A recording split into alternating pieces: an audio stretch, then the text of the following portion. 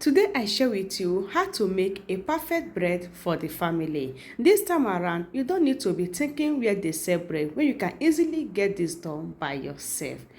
To begin, I will be needing 2 teaspoons of powdered milk. Then I will be needing 1 teaspoon of sugar, then need 1 egg.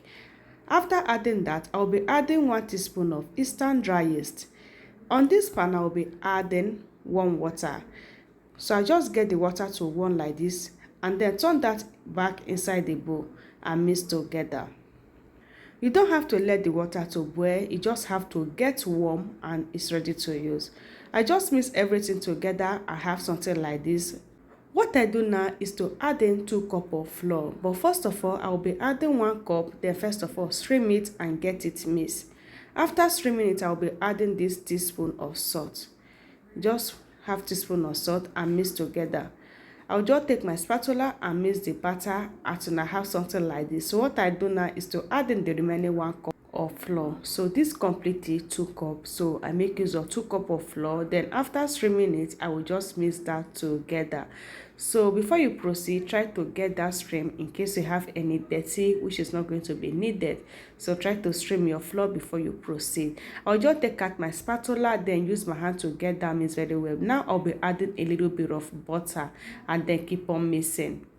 After mixing, I'll be having something like this. So now I will take the remaining butter, then use it to rub all over the body of the bowl because I'm going to be covering the batter so that it will get rest for 30 minutes. So at this point, I'm done mixing the batter. All I do now is to cover that for 30 minutes to get rest. Just use the nylon to cover it. 30 minutes later, look at that, it has doubled its size at this point. So what I do now is to check and it's nice, guys. I just take a little bit of butter and rub on the surface, then add in the batter and then use my cutter to divide that into 3 equal sides. So just like this, I take one of it, then pile it very well. Then after that, use my hand to fold it like this. It was so simple to make. All you got to do is to share this video so you can follow this process. It's so nice to get all this done by yourself at home. You are going to enjoy it more better than when you get it outside. So now that I'm done folding the first one, I fold the second one, then I just add that inside my baking pan. Before now, I have the baking pan already greased with butter so that it will not stick together. So that is very important, guys. Before you add in your batter in your baking pan, first of all grease it with butter. Okay, so now that I'm done with the third one, I just add that, then cover it again for 20 minutes to double like this. 20 minutes later, this is what I have. It has doubled its size at this point. All I do now is to grease the batter with this egg mix. So that is 1 egg. I just mix that, then use it to grease the batter, and then all I do now is to transfer that inside my oven.